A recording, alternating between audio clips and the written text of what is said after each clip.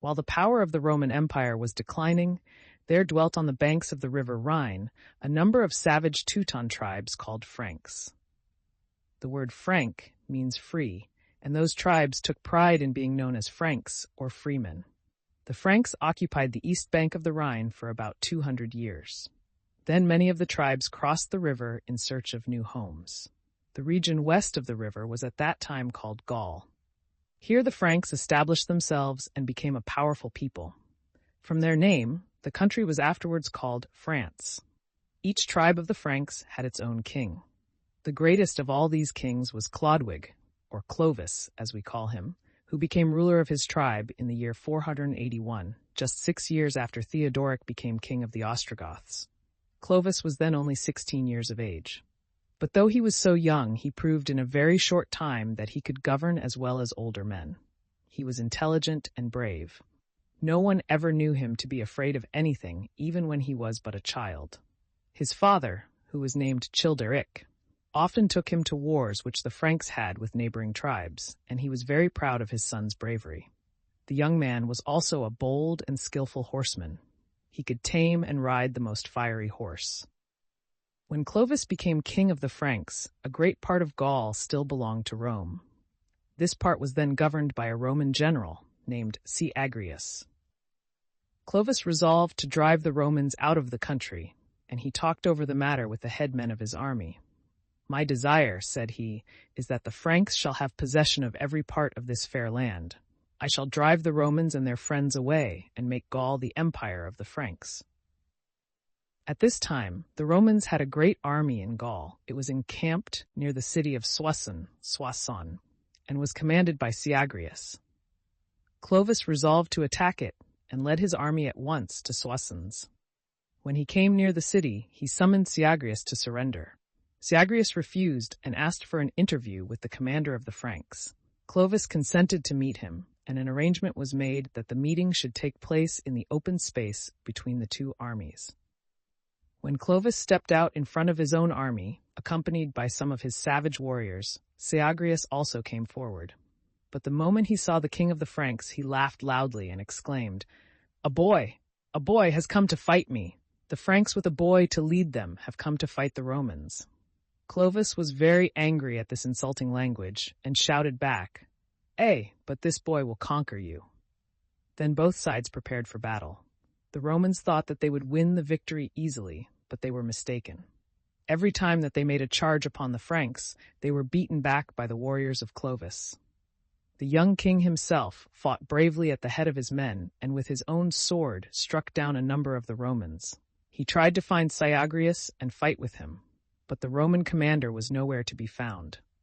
Early in the battle, he had fled from the field, leaving his men to defend themselves as best they could. The Franks gained a great victory. With their gallant boy king leading them on, they drove the Romans before them, and when the battle was over, they took possession of the city of Soissons. Clovis afterwards conquered all the other Frankish chiefs and made himself king of all the Franks. Not very long after Clovis became king, he heard of a beautiful young girl, the niece of Gondebaud, king of Burgundy, and he thought he would like to marry her. Her name was Clotilde, and she was an orphan, for her wicked uncle Gondebaud had killed her father and mother. Clovis sent one of his nobles to Gondebaud to ask her for his wife. At first, Gondebaud thought of refusing to let the girl go. He feared that she might have him punished for the murder of her parents if she became the wife of so powerful a man as Clovis. But he was also afraid that by refusing he would provoke the anger of Clovis. So he permitted the girl to be taken to the court of the king of the Franks.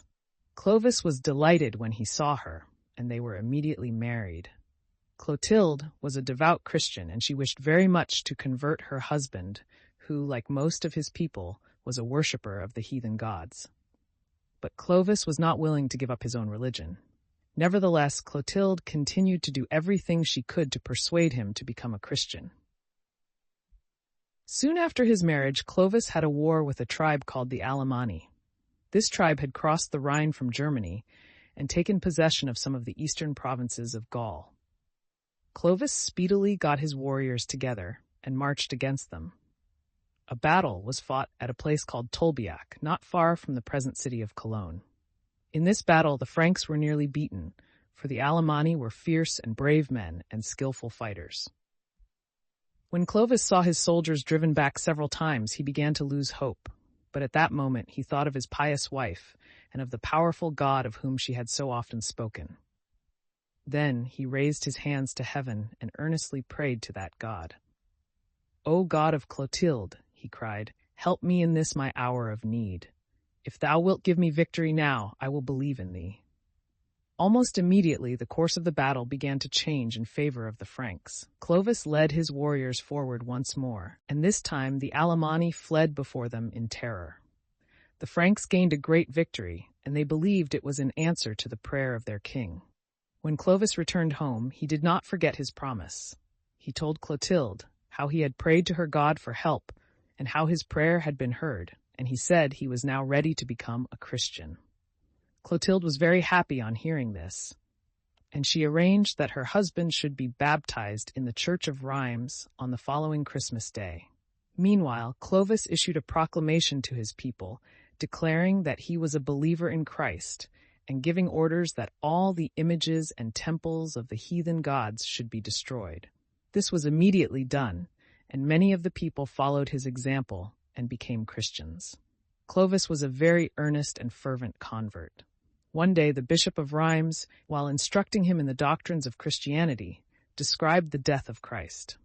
As the bishop proceeded, Clovis became much excited, and at last jumped up from his seat and exclaimed, "Had I been there with my brave Franks, I would have avenged his wrongs." On Christmas Day, a great multitude assembled in the church at Rheims to witness the baptism of the king. A large number of his fierce warriors were baptized at the same time.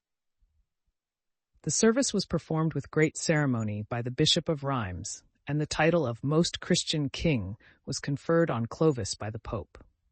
This title was ever afterwards borne by the kings of France. Like most of the kings and chiefs of those rude and barbarous times, Clovis often did cruel and wicked things. When Rheims was captured, before he became a Christian, a golden vase was taken by some soldiers from the church. The bishop asked Clovis to have it returned, and Clovis bade him wait until the division of spoils. All the valuable things taken by soldiers in war were divided among the whole army, each man getting his share according to rank. Such things were called spoils. When the next time came for dividing spoils, Clovis asked that he might have the vase over and above his regular share, his intention being to return it to the bishop. But one of the soldiers objected, saying that the king should have no more than his fair share, and at the same time shattered the vase with his axe. Clovis was very angry, but at the time said nothing. Soon afterwards, however, there was the usual examination of the arms of the soldiers to see that they were in proper condition for active service.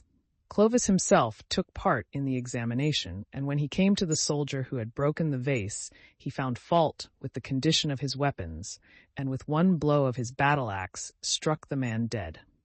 The next war that Clovis engaged in was with some tribes of the Goths, who occupied the country called Aquitaine, lying south of the river Loire. He defeated them and added Aquitaine to the kingdom of the Franks. Clovis afterwards made war upon other people of Gaul and defeated them. At last, all the provinces from the lower Rhine to the Pyrenees Mountains were compelled to acknowledge him as king. He then went to reside at the city of Paris, which he made the capital of his kingdom. He died there AD 511. The dynasty or family of kings to which he belonged is known in history as the Merovingian dynasty. It was so called from Meroveus, the father of Childeric and grandfather of Clovis.